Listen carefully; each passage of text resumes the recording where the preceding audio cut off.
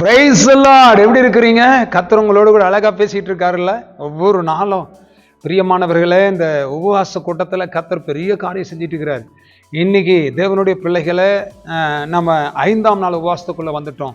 நேற்றைய தினத்தில் கர்த்தர் பாஸ்டர் சீனிவாசன் அவர்களை கர்த்தர் வல்லமையாக பயன்படுத்தினார். பெரிய காரியத்தை கர்த்தர் செய்தார். நிறைய பேரோட கர்த்தர் இடைப்பட்டார் இல்லையா? நீங்கள் பார்த்தீங்க இல்லையா?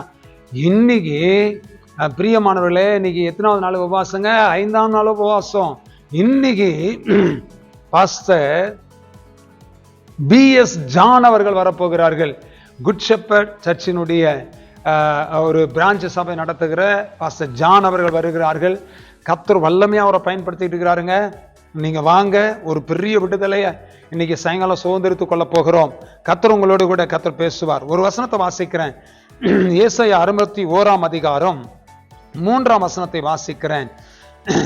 துயரத்துக்கு பதிலாக ஆனந்த தைலத்தையும் ஒடுங்கின ஆவிக்கு பதிலாக துதியின் உடையும் கொடுக்கவும் அவர் என்னை அனுப்பினார். அவர்கள் கர்த்தர் தம்முடைய மகிமைக்கென்று நாட்டின ஜீவ விருட்சங்கள் எனப்படுவார்கள். கர்த்தர் தம்முடைய மகிமைக்கென்று நாட்டின ஜீவ விருட்சங்கள் எனப்படுவார்கள்.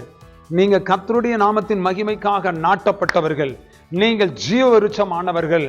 பிரியமானவர்களே, உங்களை விடுவிக்கும்படிக்காக தான் கர்த்தர் அநேகரை அனுப்பி கொண்டிருக்கிறார். நிறைய பேரை கர்த்தர் விடுவிக்கும்படி கர்த்தர் சிலரை அபிஷேகம் பண்ணி கர்த்தர் அவளை அனுப்புகிறார். ஆகையினால ஒவ்வொரு நாளும் ஒத்தத்தில் நம்ம கூப்பிட்டு இருக்கிறோம். 21 நாள் உபவாச கூட்டம், 21 ஊழியக்கார கூப்பிடுறோம். ரொம்ப பிரயாசப்பட்டு பணத்தை செலவு பண்ணி இதை ரொம்ப பிரியமானவர்களே ஒரு பெரிய திட்டத்தோடு நாங்கள் செஞ்சுட்டு இருக்கிறோம். அனுப்பப்படுகிற ஊழியக்காரருடைய ஆசீர்வாதத்தையும் தேவனுடைய தூதருடைய விடுதலையை பெற்றுக்கொள்ள நீங்க வாங்க. நீங்கள் தேவனால் நாட்டப்பட்டின நீதியின் விருட்சங்கள் எனப்படுவதற்கு இது ஒரு வாய்ப்பா இருக்குது. ஆகையினால் இதை சுதந்திரித்துக் கொள்ளுங்க. கர்த்தர் பெரிய காரியத்தை செய்வார். மறந்துடாதீங்க. இன்னைக்கு சாயங்காலம் நான் உங்களை சந்திக்கிறேன். ஜெபிக்கலாமா? நல்ல பிதாவே, இந்த வேலைக்காக ஸ்தோத்திரம். இந்த பிள்ளைகளோட கர்த்தர் இடைபெடுகிறதற்காய் நன்றி. இந்த பிள்ளைகளை கர்த்தர் ஆசீர்வதிங்கப்பா. ஆண்டவரே, கர்த்தருடைய அக்கினி இந்த பிள்ளைகள் மேல் பாயட்டும்.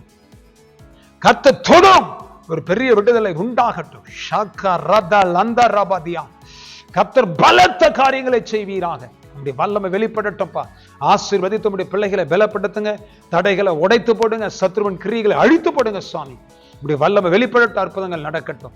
ஆசீர்வதிங்க, பலப்படுத்துங்க சுவாமி. நம்முடைய நாமத்தை மையப்படுத்திக் கொள்ளும். இயேசுவின் நாமத்தினால ஜெபிக்கிறோம் நல்ல பிதாவே. ஆமென், ஆமென், ஆமென், ஆமென். God bless you. கர்த்தர் உங்களை ஆசீர்வதிப்பார். ஆமென்.